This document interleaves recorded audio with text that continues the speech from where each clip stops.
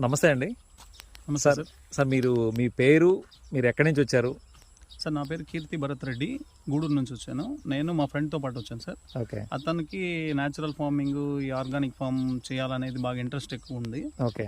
నన్ను కూడా ఒకసారి చెప్పాడు. విషయం చెప్పిన తర్వాత ఓకే, మనం ఏమైతే తింటున్నామో అది మంచిగా ఉండాలి, పండించేది మంచిగా ఉంటేనే మనం తిన్న ఆరోగ్యానికి బాగుంటుంది. మనం లోపలికి వెళ్ళిన తర్వాత అది ఏం హామ్ చేస్తుందో మనకు తెలియదు. ఇప్పుడు తినే ఫుడ్ వల్లే సగం డిసీజ్ ఏదన్నా వస్తుందని అంటే 99% ఫుడ్ వల్లే వస్తుంది. ఓకే.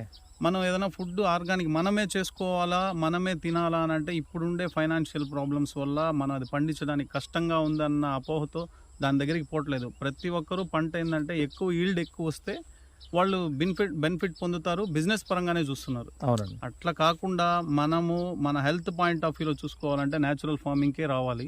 ఓకే. మనం చేసుకోవాలి, లేదా చేసే వాళ్ళ దగ్గరన్నా మనం విజిట్ చేసి ఒక్కొక్క రూపాయి ఎక్కువైనా సరే మనం అదే తీసుకుని మన హెల్త్ని కాపాడుకోవాలి. రేపు ఉత్తరోత్తర మనం ఒక 1000 rupees, 1 lakh rupees, 2 lakhs rupees పెట్టే బదులు ఇప్పుడు కొంచెం పేమెంట్ కొంచెం ఎక్కువైనా దాన్ని మనం ఇప్పుడే భరిస్తే నెక్స్ట్ ఆ ప్రాబ్లంకి మనం రీచ్ కాకుండా ఉంటాం. ఓకే. అంటే కోట్లు ఖర్చు పెట్టి హెల్త్ కోసం బిఫోర్ గా తీసుకోవడమే బెటర్ అనేది నా ఆప్షన్. ఒక రూపాయి ప్రతిదీ మనం చేసే ఖర్చును బట్టే రేట్ ఉంటుంది. అవునండి. అది మనం చూసిన వాళ్ళకి మాత్రమే అర్థమవుతుంది, ఓకే. లేదా దెబ్బ తిన్న వాళ్ళకి మాత్రమే అర్థమవుతుంది. ఓకే.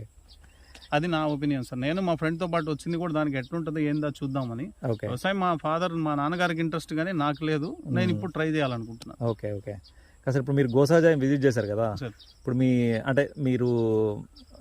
మీకు ఏ ఫీలింగ్ వచ్చింది దీని మీద ఒకసారి విజిట్ చేసిన ప్రోడక్ట్స్ చూస్తేనే చాలా డిఫరెన్స్ తెలుస్తాం సార్. అంటే మనం జనరల్గా మనం కొబ్బరి నూనె కానీ, కోకోనట్ ఆయిల్, ఇది గ్రౌండ్ నట్ ఆయిల్ కానీ చూస్తే groundnut oil cost kg 120 rupees ఉంటుంది. నూనె తీసుకుంటే ఎంత నూనె వస్తుంది దాంట్లో, వాడు ఎంత రేటుకి దానికి మనకి ఇస్తున్నాడు అంటే ఎట్లా ఇస్తాడు, ఎన్ని కేజీలు మనం దాని ఆయిల్ని దాంట్లో ఎక్స్ట్రాక్ట్ చేస్తే మనకు ఆ రేటుకి వాడు ఇవ్వగలడు.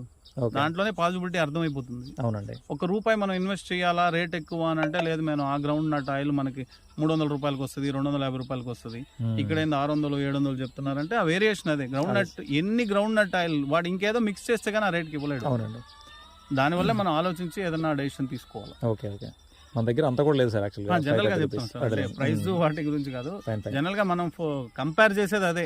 మనకి ఇక్కడ రిఫైండ్ ఆయిల్ 100 రూపాయలకి వస్తుంది, గ్రౌండ్ నట్ ఆయిల్ 200కి వస్తుంది, 300కి వస్తుంది.